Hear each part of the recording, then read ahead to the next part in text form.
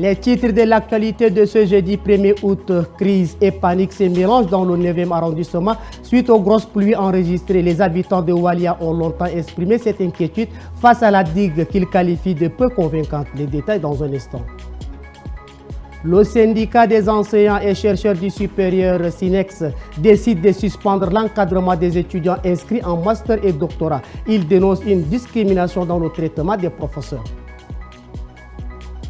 La ministre de l'Action sociale et de la solidarité annonce le lancement de la semaine de solidarité. Elle sera dédiée aux victimes de l'incendie de la poudrière de Goudi. Les détails à suivre également dans ce journal.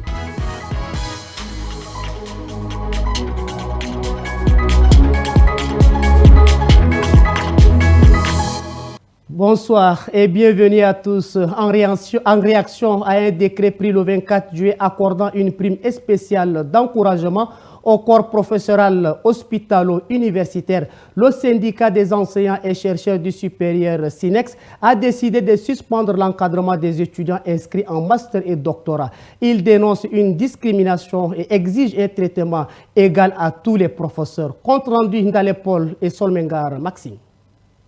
Mensuellement, chaque médecin professeur titulaire après agrégation percevra 1 million et celui agrégé par voie de concours du CAMES bénéficiera de 900 000 francs CFA. Une prime que le gouvernement décide d'allouer à ces derniers en guise d'encouragement. Et l'initiative gouvernementale mécontente le syndicat national des enseignants et chercheurs du supérieur. Le corps hospitalo-universitaire relève de la faculté des sciences de la santé humaine qui est sous la coupe de l'université du Tchad. Logiquement, ces primes doivent être généralisées parce qu'il y a des enseignants qui sont inscrits sur les différentes listes d'aptitude. Au niveau de l'enseignement supérieur, nous évoluons. Le SINEX demande un traitement égal du corps professoral et l'adoption du texte accordant un statut particulier aux enseignants et chercheurs du supérieur. Par un point de presse animé ce 1er août, la ministre de l'Action sociale, de la solidarité et des affaires humanitaires, Fatimé Bokar Kosei, a annoncé le lancement à partir du 2 août de la semaine de solidarité aux victimes de l'incendie survenu à la poudrière de Goudi dans la nuit du 18 au 19 juin dernier à N'Djamena, Ndalépol et Boyum Krios. Cette semaine nous offre l'occasion d'interpeller la conscience des uns et des autres, car chaque don, aussi modeste soit-il, est une pierre qui contribue à soulager un tant soit peu la souffrance des victimes. En organisant cette semaine de solidarité nationale, mon département, en tant collectif, des fonds et dons de toute nature permettra de redonner l'espoir et de favoriser l'insertion sociale des victimes.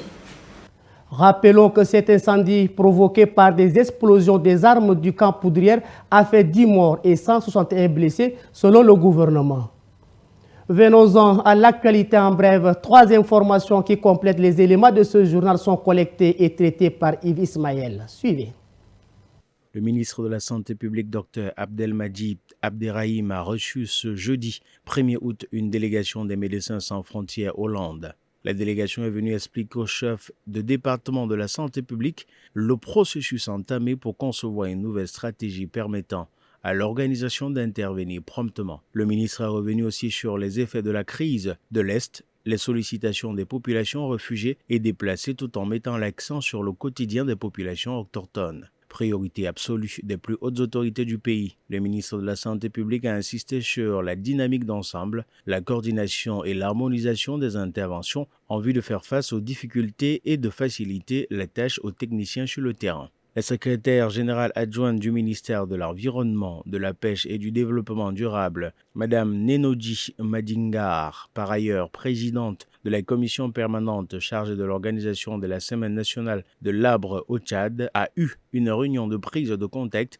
avec les membres de la dite commission ce 1er août. Cette rencontre permet d'élaborer un programme de travail et le budget y afférent, de superviser et d'évaluer les activités de sous-commission. Au Nigeria, ce 1er août 2024, des milliers de personnes sont descendues dans les rues pour exprimer leur mécontentement contre la cherté des vies et la mauvaise gouvernance. Selon les informations, les manifestants exigent de meilleures conditions de vie. Reporters sans frontières dénonce dans un communiqué rendu public mardi la suspension du premier site d'information du Tchad, tchadinfo.com. Pendant 4 jours et des menaces sur plusieurs médias, contraints de retirer des articles après des actions frauduleuses d'un ancien conseiller à la présidence pour censurer des informations le concernant, selon le communiqué. Reporters sans frontières notifie que l'homme d'affaires a utilisé une loi américaine pour obliger l'hébergeur à suspendre le site et effacer les traces de son limogeage en juillet 2023. Reporters sans frontières dénonce cette pratique liberticide et appelle les autorités tchadiennes à réagir contre de tels actes malhonnêtes. Depuis le début de la saison pluvieuse, les habitants du 9e arrondissement sont partagés entre crainte d'une probable inondation et colère contre le gouvernement. La digue construite pour cause semble peu convaincante à leurs yeux. Ils accusent le ministère en charge des malversations des fonds alloués pour la construction de cet ouvrage. Pour l'entreprise responsable des travaux, la raison est tout autre. Ghislaine Alatarom. La digue de Walia, cet ouvrage continue de faire couler beaucoup d'encre. Construite pour lutter contre les inondations au lendemain de celle désastreuse de 2022. Cependant, sa résistance dans le temps est mise en cause. Pour plus d'un, les 22 milliards alloués ont servi à construire une digue inachevée et qui n'existe que de nom. Pourtant, la société en charge d'y avoir une raison. Malheureusement que nous avons perçu que 50% de budget alloué pour ces projets. Donc, à cause de ce problème de trésorerie, il y a un moment donné, nous sommes obligés d'arrêter ces travaux il y a presque 5 mois. L'Ordre national des ingénieurs civils du Tchad, mis en cause pour contrôle, se dit reconnaissant face à la critique populaire. Pour son président, la digue doit être protégée malgré tout. Nous demandons également que l'entretien périodique soit réalisé par l'entreprise au fur et à mesure de l'avancée du travail. C'est vrai, nous sommes déjà en saison de pluie. Le niveau d'eau, on a l'eau un peu partout. Donc l'entreprise a l'obligation cette fois-ci de surveiller ces travaux. Si la population du 9e est déçue de cet édifice, le gouvernement lui dit avoir fait ce qu'il fallait. Une digue construite sur fonds propres de l'État. Sans dose ni indication, ces derniers temps, les jeunes se lancent dans l'utilisation des astuces sur des produits de soins publiés sur les réseaux sociaux sans connaître l'effet de ces produits sur leur santé. Et un médecin interrogé à ce sujet dit que cela a des conséquences néfastes sur la santé. Sujet qui a retenu l'attention de notre équipe de reportage, Ngambi Daniel et Abakar Lambert, rendu par Rasso Mordim Laïla. Infusion des plantes, l'application des piments écrasés sur le ventre avant de perdre du poids, ces types d'astuces se multiplient de plus en plus sur les réseaux sociaux. Et ces adeptes se comptent par centaines, comme en témoignent ceux qu'on a interrogés dans les rues d'Indiamena. Parfois c'est efficace parce que ça varie selon le type de peau dont tu utilises et selon la manière dont la personne utilise. Si tu respectes bien les astuces, c'est que ça va, mais parfois ça donne aussi des effets négatifs. Il y a certaines qui sont vraies, tu les appliques et puis après les résultats, c'est vraiment bien. Et il y a certaines astuces qui ne sont pas du tout bien. Quand tu te mets à utiliser, ça joue vraiment sur toi. Parfois, il y a les jeunes, quand ils appliquent ça, ils se sentent bien, n'est-ce pas? Mais ils en oublient qu'avec ce genre de choses, il y aura toujours tôt ou tard des effets secondaires. Pour ce médecin, l'application de ces différentes astuces n'est pas sans conséquences sur la santé. La nature de ce produit même.